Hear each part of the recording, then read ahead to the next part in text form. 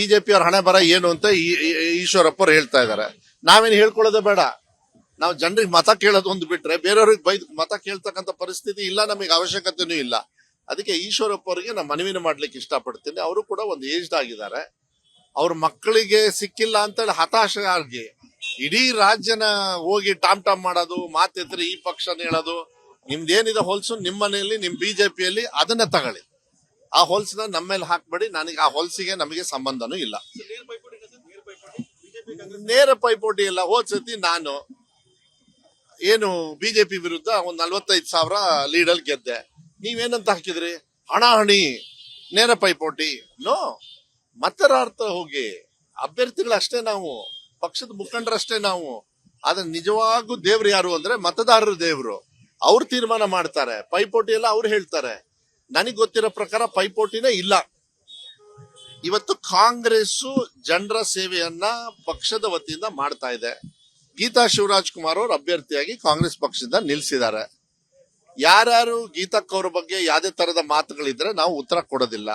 ನಾವು ಉತ್ತರ ಕೊಡೋದು ನಾವು ವಿಶ್ವಾಸ. ಯಾರೇ ಮತ ಕೊಡೋದನ್ನ 5 ವರ್ಷಕ್ಕೆ ವಿಶ್ವಾಸದ ಮೇಲೆ ಮತ ಹಾಕ್ತಾರೆ. ಆ ವಿಶ್ವಾಸವನ್ನು ಉಳಿಸ್ಕೊಂಡು ಹೋಗ್ಬೇಕು. ಅದನ್ನ ಈಗ 1 ವರ್ಷಕ್ಕೆ ನಾವು ಒಬ್ಬ ಮಂತ್ರಿಯಾಗಿ ನಮ್ಮ ಮುಖಂಡರು ಎಲ್ಲರೂ ಕೂಡ ಮನೆಮನೆಯನ್ನು ಕೂಡ ಸೇವೆ ಮಾಡ್ತಾ ಇದ್ದಾರೆ. ನಾನು ಒಂದು ನಿಮಗೆ ಹೇಳ್ತೀನಿ, ಇದು ಬಹಳ ಮುಖ್ಯ, ನೀವು ತಿಳ್ಕೊಳ್ಳಿ.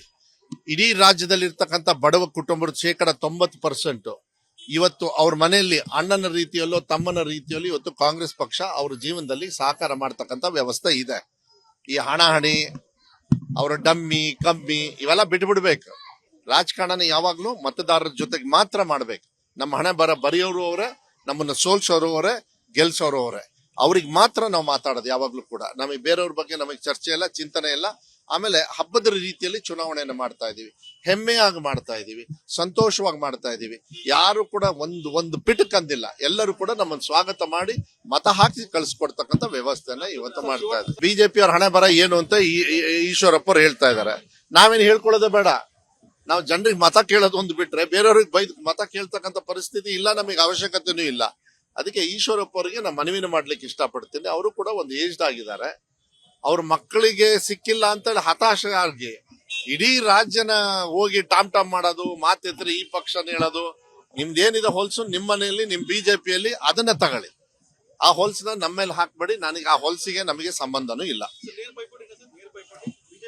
ನೇರ ಪೈಪೋಟಿ ಇಲ್ಲ. ಹೋದ್ಸತಿ ನಾನು ಏನು ಬಿಜೆಪಿ ವಿರುದ್ಧ ಒಂದ್ 45,000 ಲೀಡಲ್ಲಿ ಗೆದ್ದೆ. ನೀವೇನಂತ ಹಾಕಿದ್ರಿ? ಹಣಾಹಣಿ, ನೇರ ಪೈಪೋಟಿ. ನೋ, ಮತದಾರರ ಹೋಗಿ ಅಭ್ಯರ್ಥಿಗಳಷ್ಟೇ ನಾವು, ಪಕ್ಷದ ಮುಖಂಡರಷ್ಟೇ ನಾವು. ಆದ್ರೆ ನಿಜವಾಗೂ ದೇವ್ರು ಯಾರು ಅಂದ್ರೆ ಮತದಾರರು ದೇವ್ರು. ಅವ್ರು ತೀರ್ಮಾನ ಮಾಡ್ತಾರೆ. ಪೈಪೋಟಿ ಎಲ್ಲ ಅವ್ರು ಹೇಳ್ತಾರೆ. ನನಗ್ ಗೊತ್ತಿರೋ ಪ್ರಕಾರ ಪೈಪೋಟಿನೇ ಇಲ್ಲ. ಇವತ್ತು ಕಾಂಗ್ರೆಸ್ ಜನರ ಸೇವೆಯನ್ನ ಪಕ್ಷದ ವತಿಯಿಂದ ಮಾಡ್ತಾ ಇದೆ. ಗೀತಾ ಶಿವರಾಜ್ ಕುಮಾರ್ ಅವರು ಅಭ್ಯರ್ಥಿಯಾಗಿ ಕಾಂಗ್ರೆಸ್ ಪಕ್ಷದಿಂದ ನಿಲ್ಸಿದ್ದಾರೆ. ಯಾರ್ಯಾರು ಗೀತಕ್ಕ ಅವ್ರ ಬಗ್ಗೆ ಯಾವುದೇ ತರದ ಮಾತುಗಳಿದ್ರೆ ನಾವು ಉತ್ತರ ಕೊಡೋದಿಲ್ಲ. ನಾವು ಉತ್ತರ ಕೊಡೋದು ನಾವು ವಿಶ್ವಾಸ. ಯಾರೇ ಮತ ಕೊಡೋದನ್ನ 5 ವರ್ಷಕ್ಕೆ ವಿಶ್ವಾಸದ ಮೇಲೆ ಮತ ಹಾಕ್ತಾರೆ. ಆ ವಿಶ್ವಾಸವನ್ನು ಉಳಿಸ್ಕೊಂಡು ಹೋಗ್ಬೇಕು.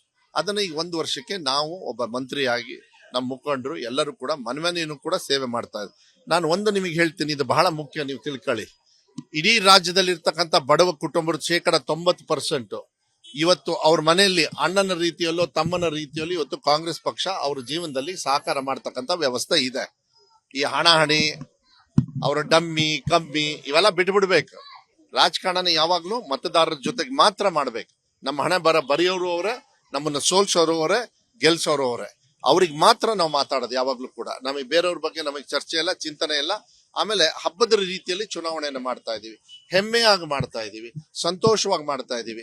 ಯಾರು ಕೂಡ ಒಂದು ಪಿಟಕ್ ಅಂದಿಲ್ಲ. ಎಲ್ಲರೂ ಕೂಡ ನಮ್ಮನ್ನು ಸ್ವಾಗತ ಮಾಡಿ ಮತ ಹಾಕಿ ಕಳಿಸ್ಕೊಡ್ತಕ್ಕಂಥ ವ್ಯವಸ್ಥೆಯನ್ನ ಇವತ್ತು ಮಾಡ್ತಾ ಇದ್ದೀವಿ. ಅನುಕ್ಷಣದ ಸುದ್ದಿಗಳಿಗಾಗಿ ವಿಸ್ತಾರ ನ್ಯೂಸ್ ಯೂಟ್ಯೂಬ್ ಚಾನೆಲ್ ಸಬ್ಸ್ಕ್ರೈಬ್ ಮಾಡಿ. ಹೊಸ ಸುದ್ದಿಗಳ ನೋಟಿಫಿಕೇಶನ್ಗಾಗಿ ಬೆಲ್ ಐಕಾನ್ ಕ್ಲಿಕ್ ಮಾಡಿ. ಲೇಟೆಸ್ಟ್ ಅಪ್ಡೇಟ್ಸ್ಗಾಗಿ www.vistaranews.com ವೆಬ್ಸೈಟ್ಗೆ ವಿಸಿಟ್ ಮಾಡಿ. ಅಂಗೈಯಲ್ಲೇ ಜಗತ್ತಿನ ಸುದ್ದಿ ತಿಳಿಯಲು ವಿಸ್ತಾರ ನ್ಯೂಸ್ ಕನ್ನಡ ಆಪ್ ಡೌನ್ಲೋಡ್ ಮಾಡಿ.